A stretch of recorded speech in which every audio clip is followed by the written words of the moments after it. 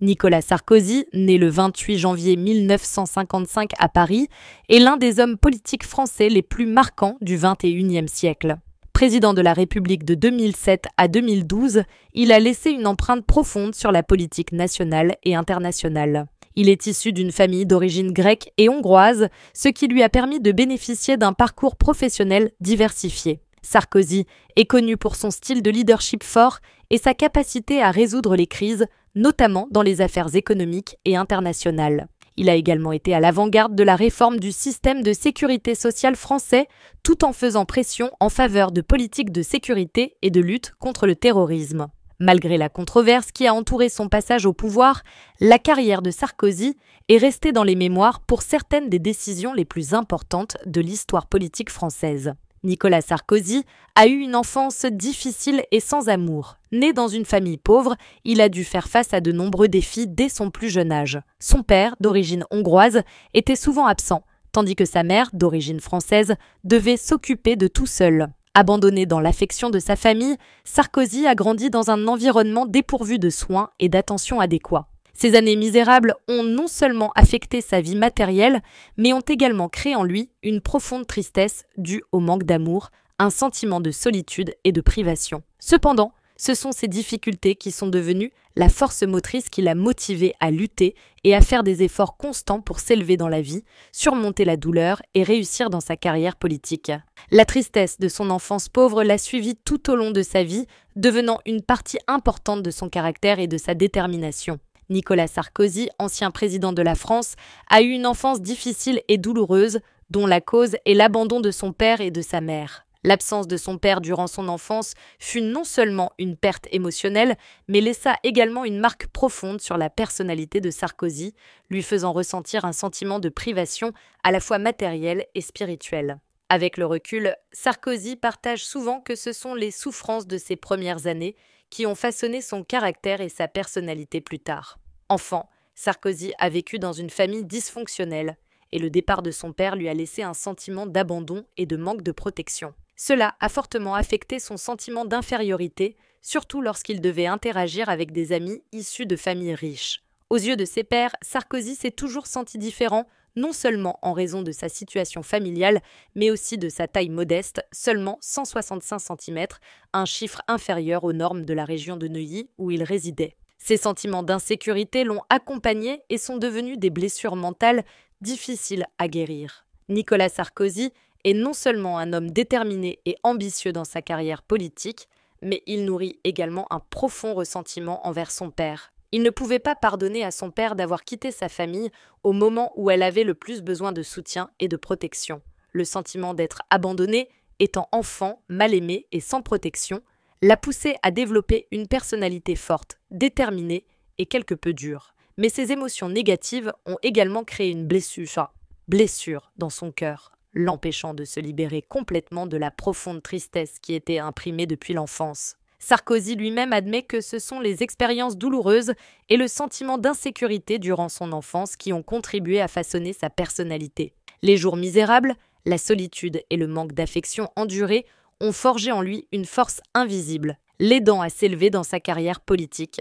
Mais ces blessures demeurent à jamais, constituant une part de Sarkozy qu'il ne peut effacer. Nicolas Sarkozy, ancien président de la France, est aujourd'hui confronté à une profonde tristesse car sa santé s'est considérablement affaiblie. Tout au long de sa vie, il s'est consacré sans relâche au travail politique et social, apportant des changements importants dans le pays. Cependant, le prix qu'il a payé pour les années de travail acharné durant sa jeunesse a été la tuberculose, qui l'a empêché de maintenir sa santé d'antan.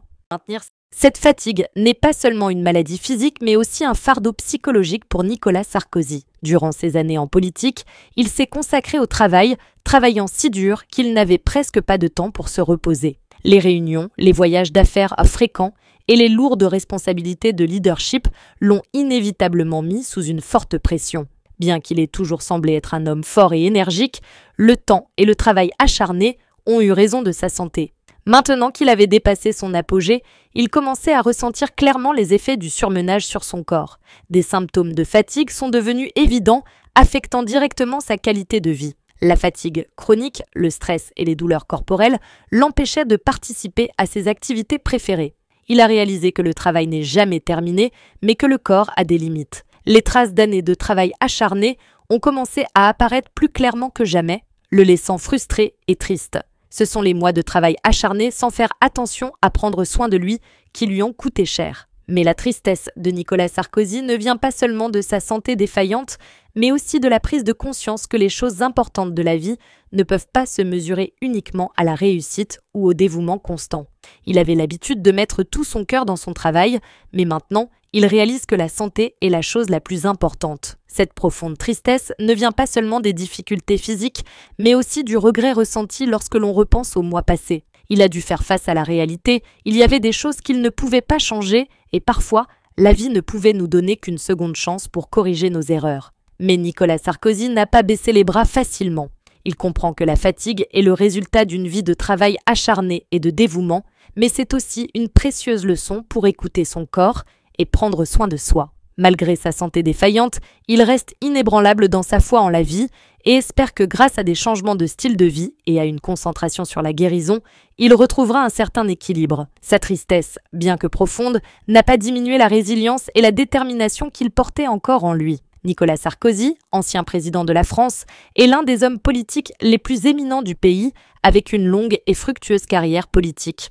Il a dirigé la France pendant des périodes difficiles face à la crise financière mondiale et est connu pour ses réformes importantes et son rôle de premier plan au sein de l'Union européenne. Cependant, sa carrière a connu une crise profonde lorsqu'il a dû comparaître en justice à la suite d'un scandale de parrainage financier. Ce fut un choc non seulement pour lui, mais aussi pour ceux qui avaient cru en lui et l'avaient soutenu tout au long de sa carrière politique. La profonde tristesse de Nicolas Sarkozy découle de son implication présumée dans des violations lors de sa campagne présidentielle de 2007, notamment la réception de financements illégaux de sources financières. Bien qu'il ait précédemment affirmé n'avoir été impliqué dans aucun acte répréhensible, à mesure que les preuves et les détails sont apparus, l'affaire a gravement porté préjudice à sa carrière politique.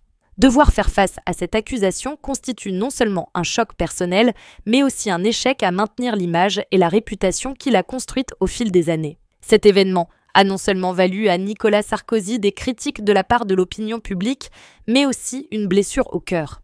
Aimé et respecté tout au long de son mandat, il ne pouvait s'empêcher d'être déçu de voir sa carrière et sa réputation attaquées par des allégations indésirables. Le fait d'avoir dû aller au tribunal et de faire face à des procédures judiciaires lui a donné le sentiment d'être un échec dans sa vie politique, alors que tous ses efforts, son dévouement et ses réalisations tout au long de sa carrière semblaient vains. A été éclipsé. Par ailleurs, la tristesse de Nicolas Sarkozy vient aussi de ne plus pouvoir continuer à contribuer au pays comme avant. Pour lui, la politique n'est pas seulement un métier, mais une passion et une mission. Sa carrière a été marquée par d'importantes réformes, allant de l'amélioration de l'économie à l'intervention dans les affaires internationales. Lorsque le scandale financier a éclaté, il a non seulement perdu la confiance du public, mais il a également perdu l'opportunité de continuer à mettre en œuvre ses projets inachevés pour le pays.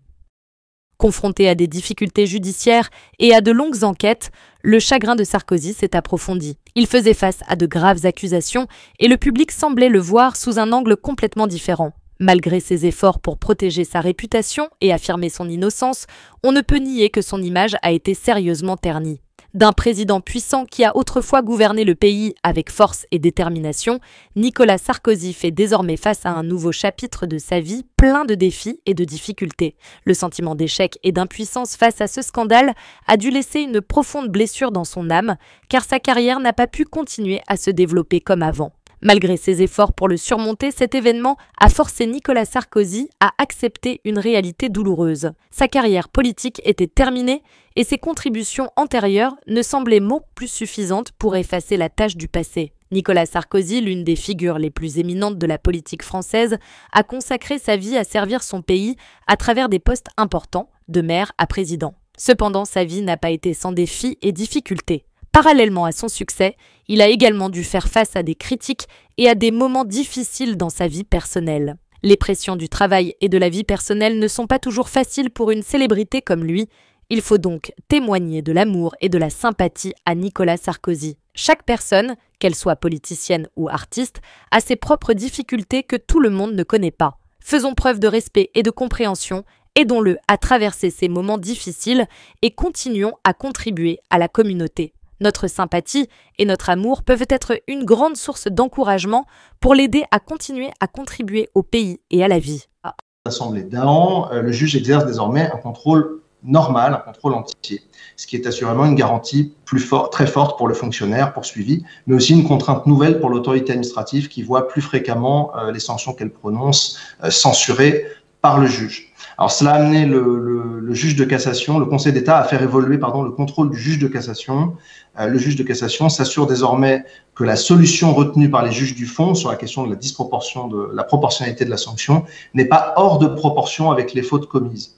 On a un exemple intéressant qui a amené le Conseil d'État à censurer une solution retenue par une cour administrative d'appel qui a vu juger disproportionnée une sanction de mise à la retraite d'office prononcée à l'encontre d'un enseignant qui avait commis une agression sexuelle sur 2 mineurs dans le cadre de la vie privée. Et c'est à cette occasion-là que le Conseil d'État a consacré l'exigence d'exemplarité qui s'impose aux enseignants. C'est une décision du 18 juillet 2018. Alors, le renforcement de ce contrôle du juge sur la proportionnalité de la sanction permet assurément d'obtenir plus facilement qu'auparavant la suspension provisoire de la sanction